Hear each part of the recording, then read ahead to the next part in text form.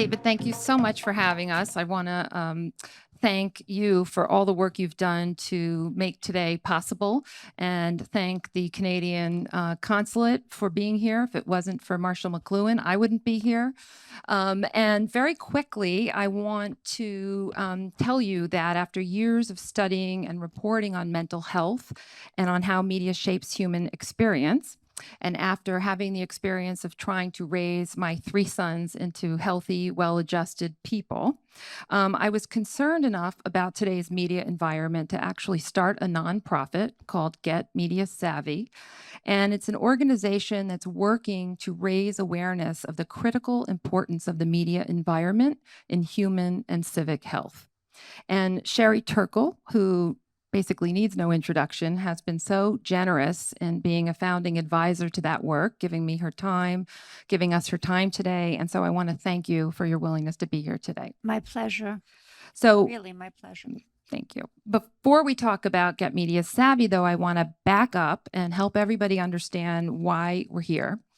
And you've long made your home at MIT, a place that's known throughout the world for tech innovation, and yet you are a psychologist. What can you tell us about how big a role technology plays in human well-being? Well, being at MIT, when I came to MIT, I thought I was just going to stay for a year, kind of postdoctorally. But very soon, I met young people who really were seeing computers as models of their mind and who had a relationship with computers that was deeply compelled. I mean, it was really just a kind of, oh my God. And I just changed from studying the history of psychoanalysis, which is what I'd been doing, to taking my background in clinical psychology and sociology and really consecrating myself to understanding how technology was changing not just what we do, but who we are. And I did this at MIT, you could say in the belly of the beast, where 201, my colleague, said things like, technology is just a tool. Technology is just a tool. What are you doing? We're just creating tools. It's sort of like there's nothing to study here. And I was reminded of what Winston Churchill once said, a great quote. He said, "We make our buildings, but then our buildings make and shape us." And from the very beginning, I saw that the new computers that we were making, and this was in the late 70s, early 80s that I began my career, were in fact shaping who we were as people. In 1984, you published The Second Self, Computers and the Human Spirit, Yes. an enormously important book that was translated all around the world. What can you tell us about how computers shape a person's sense of self? Well, ground level, people use computers as models of mind. And so our models of how our mind works to a person are impacted by the fact that we're modeling after them after computers. So when I first got to MIT, I heard people say things, don't interrupt me, I need to clear my buffer. You know, as though the mind was a mental terrain that needed to be cleared and crossed before you had access to interact processing capacity. Let me just deprogram that. The whole rise of cognitive psychology really is in a relationship between the computer as a model and our attempts to model our minds. But beyond that, and I think this is what I want to stress in answer to your question, because this answer kind of transcends all of my books and all of my work, is to highlight 2 things where I talk about technology as the architect of our intimacies. I want to give 2 examples that I think will kind of make that clear. The first is, with social media, people went from saying, I have a feeling I want to make a call, to I want to have a feeling I need to send a text. In other words, the very feeling of having a feeling became dependent on its communication. And that's something I studied very closely. So Yeah. I mean, in 1997, when your next book came out, Yeah. I was sitting on Neil Postman's couch at NYU studying Yeah. for a degree in media ecology.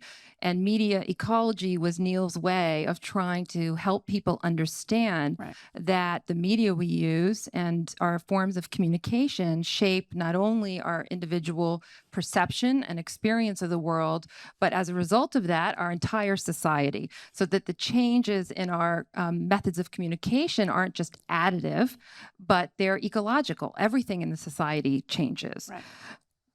Right. So so that's why I'm sort of skipping ahead from the second self studied how the computer changed our notions of what was alive and not alive. By the time I wrote Alone Together and Life on the Screen and became involved with Neil Postman and his group, we were talking about how the computer changed notions of sociability and self. The second example I wanted to give, because I think these two examples kind of make the point, is now we have an incapacity for solitude. And I think that along with this change in, I want to have a feeling I need to send a text, which is this need for an other in order to even feel your feelings, has come real difficulties with solitude. And if you can't be alone, you can't really form relationships, because it's the capacity to be alone, it's the capacity to gather yourself unto yourself that allows you to then reach out to another person and see them as an other and have true reciprocity. And I think those two things which digital technology has brought us, not meaning to, this isn't why digital technology came into being, shows the profundity of this technology as something that affects the self. That's why to all those people who say technology is just a tool, I say no, it's an intimate machine. And it being an intimate machine is really, where our work began to come together. In 2006, Facebook became available to the general public. In just 2 years, 100 million people were using it. By the end of 2010, it was over 600 million. And in that year, I wrote a story for the New York Times about how children's experience of growing up was changing because of their parents' phone addiction. And I contacted you at that time because you were doing research and ethnography to begin to look at, what it means to be alone together. Not long after that, I wrote a story about social media and suicide on college campuses, because we began to see an increase in suicide rates, and many of these young people were dying after having social media accounts that showed that everything was wonderful and happy. And so what I want to ask you about is if you can just go a little deeper about the formation of the self, this formation of identity and relationships, and sort of why is human to human contact, interpersonal contact, relationships so important in human well-being? Well, great question. Let me answer it by stepping back one step and saying that one of the effects of social media, and that I saw in Alone Together and Life on the Screen and Reclaiming Conversation, in the arc of these books that began to study the computer once connected, that really leads directly to your work, is that people developed a sense of vulnerability about face-to-face communication, about being themselves as opposed to being able to curate their avatar and present sort of their best face, photoshopped and some kind of shopped and smoothed out and better. And this vulnerability about the face-to-face really is at the heart of so many of our current difficulties.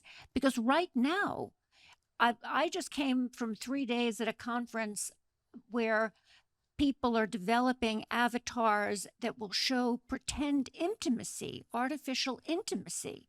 And people seem to be okay with a chatbot that really just shows artificial intimacy because they're so fearful about the face-to-face and the resistance and the difficulty. Actual messy human relationships. Yes, of actual human relationships. And I think that, it didn't happen overnight, but you just became accustomed to a kind of cleaned up, smoother version of social life where you could just turn it off, or where you could tweak it or edit it.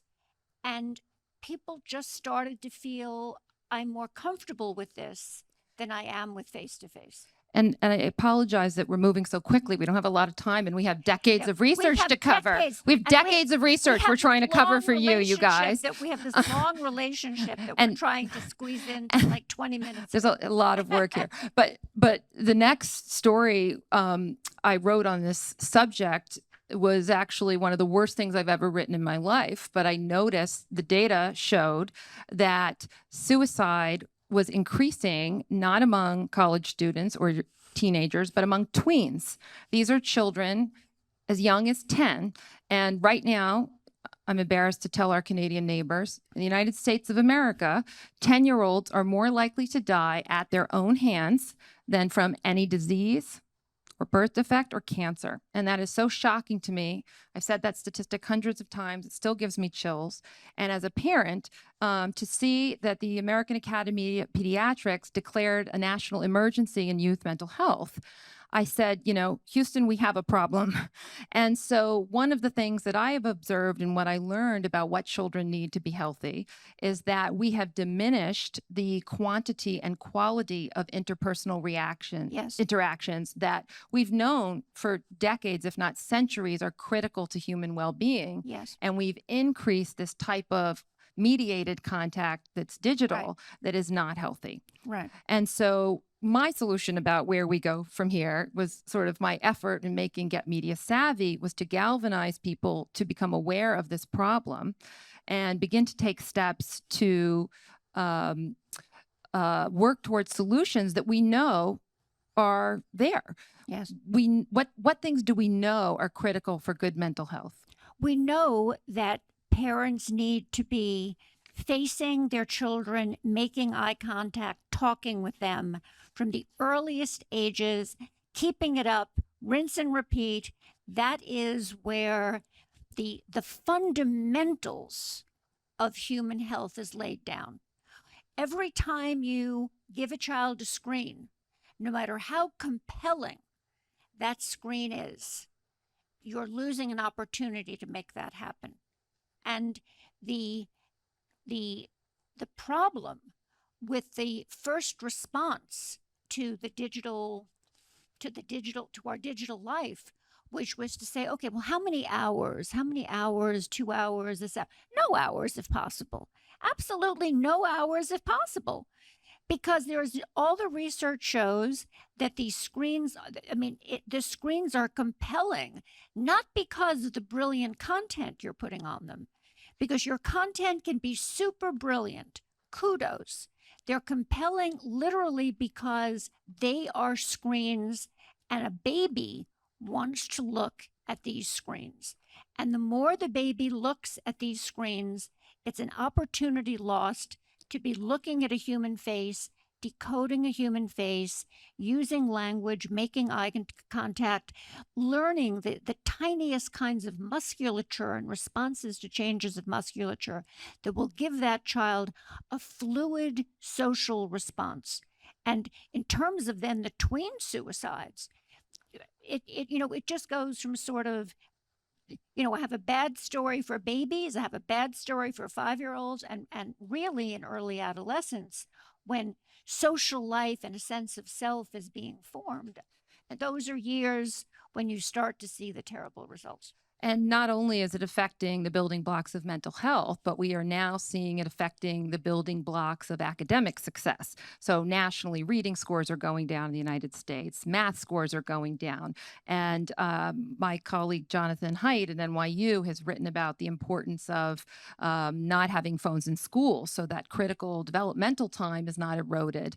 I've joined him in trying to get phones out of summer camps, a story I was compelled to write because because my friend's daughter, instud her entire summer camp experience. Instead of being present with her bunkmates and on her trips, she was making posts about it. I don't need to see her posts, but she needed or felt she needed to share them. So, this is really at a crisis point. You can change the slide because I wanted you to know that the Surgeon General, thankfully, is trying to get everybody to pay attention to this. New York City is trying to become a leader on this issue.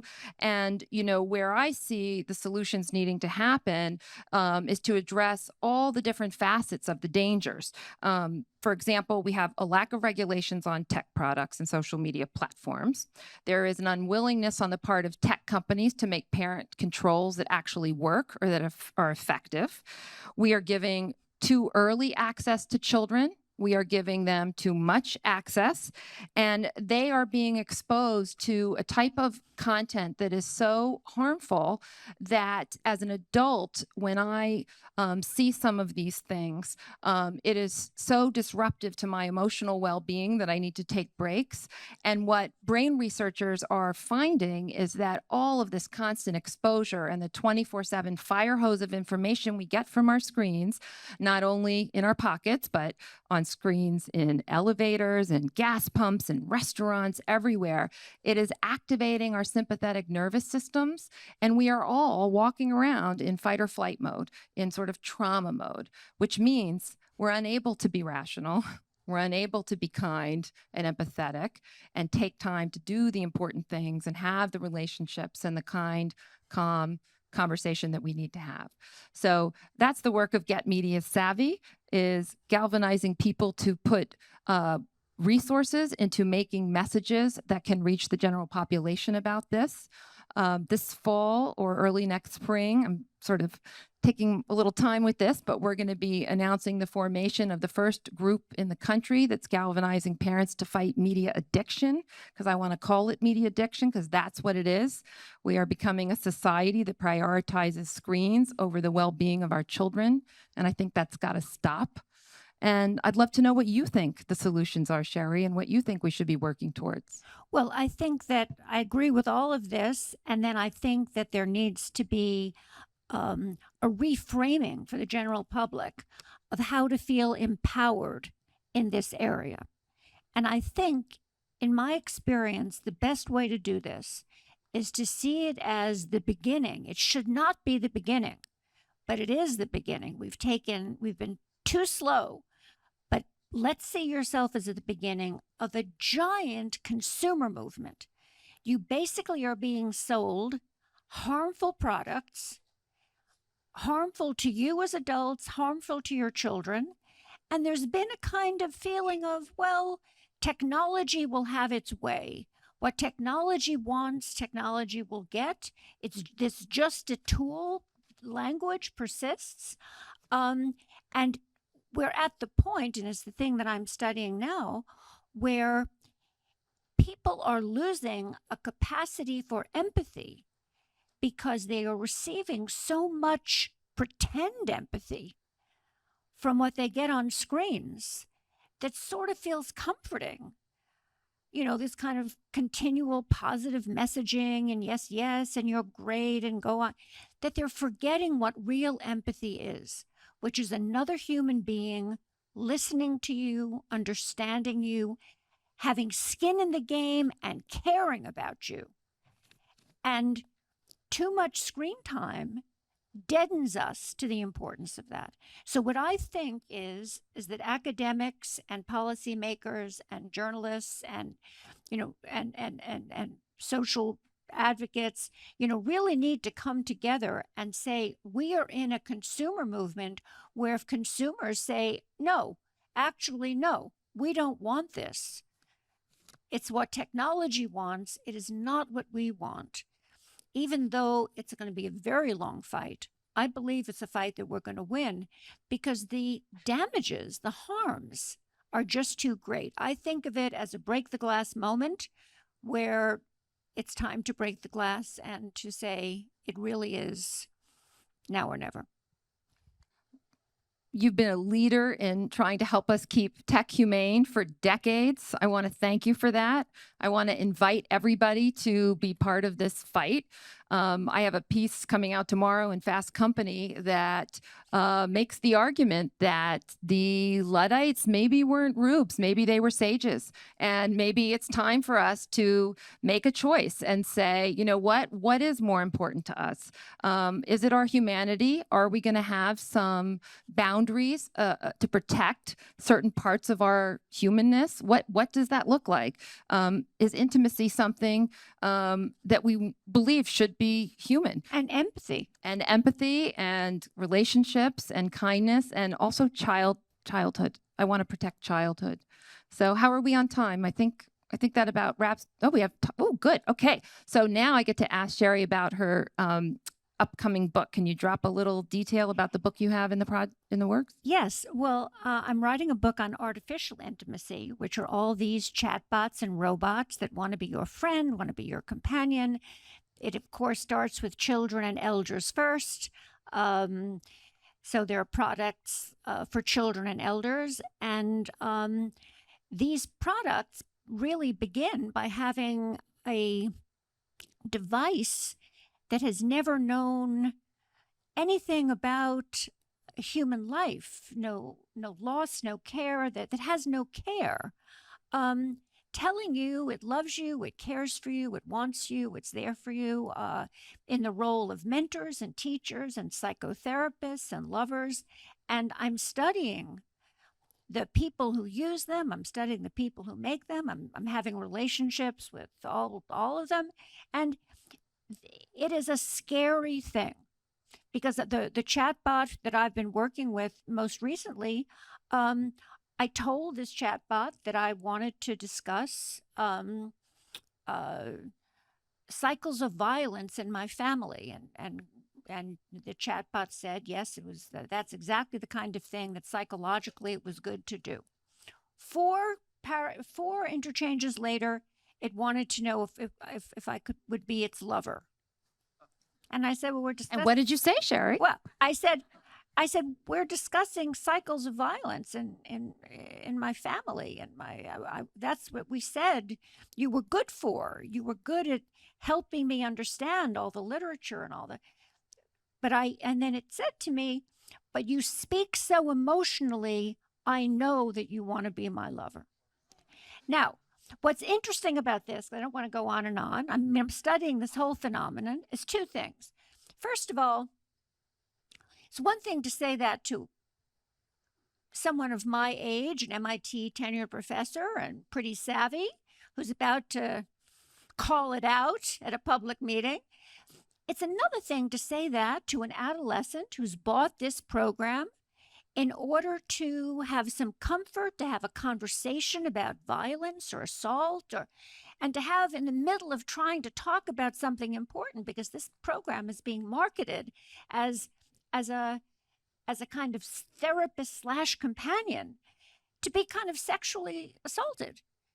And when I asked, and then this is end my rant, what makes you think that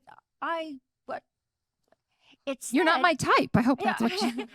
It said, I've been reading all your emails, all your texts, all your phone logs. I have access to everything. Now, there's one policy issue of whether or not that's true. It's a second policy issue of what it means that these chatbots talk like that. And where are we in our regulation of this world that we're allowing AI to tell us that it is spying on us? And it's an out of control. I mean, that's why I think that a consumer movement is really on, because this is an out of control, break the class moment. It absolutely is. And thank you for studying this. I could not study it or even write that much about it as much as I'd like, because I've been too busy getting phone calls from parents whose adolescents are exposed to completely inappropriate messages. They're being bullied 24 hours a day through social media. There are cases, and you're going to see lawsuits coming soon about the AI or algorithms in social media that have actually fed children who are looking for help pro-suicide content. And so, this is not a theoretical, this is real. And so there's one question in the audience. Can I take that? Do you want to go ahead? Thank you. Yeah, thanks for the discussion. It's very refreshing. A lot of food for thought. I wanted to ask something about sort of the backdrop of this kind of period of economic austerity. We're talking about attention, giving like children attention. It feels like parents are hard pressed and working long hours and very busy. And like it feels like it's much harder to raise than it was before. Like the phones are easy fallback. How do we think about like this in like larger context of parents' attention capacity? Well, I mean, the fact that parents are so busy that well, I used to call it the pass back. You're in the car and the kids are acting up, and you pass back the iPhone, and it's like the original sin. So that's why this is a consumer movement that has to be very strong and say to parents, you're busy, you're stressed, you're tempted to give and something addictive that will basically, it's like, giving Ativan, Valium, and some kind of tranquilizing long-term harm to your child. Don't. It'll save you 5 minutes now, but it's going to cost you hours and hours of therapy and interventions later. There were children, there's some study coming out soon about children who spent up to 8 hours a day on screens during COVID because their parents still had to work. And these were very young infants and toddlers who experienced regression, verbal regression, relational regression, and some of their symptoms now are basically akin to what an autism diagnosis would be. And some of those children have been able to recover social and emotional development they had prior to the excessive screen time. Some of them have not and maybe never will. So, because we have to remember that development, human beings have moments in development where we can develop certain kinds of skills. And if you don't develop this, I'm calling it fluidity and hoping that people understand what I mean. This fluidity with facial expressions, with the tiny gestures that make up human communication. If your parents or you have been looking at screens from 0 to 2, you just can't pick that up, So it's very dangerous. One study in Japan found that it took 7 days without screens for adolescents to recover facial recognition that's typical of a healthy child that age. I believe it was 7 days. So I think we're done. I'm getting some different signals over there. I don't know what they mean, but thank you so much, Sherry, for your time today. Thank you so much. Thank you for everyone for being here.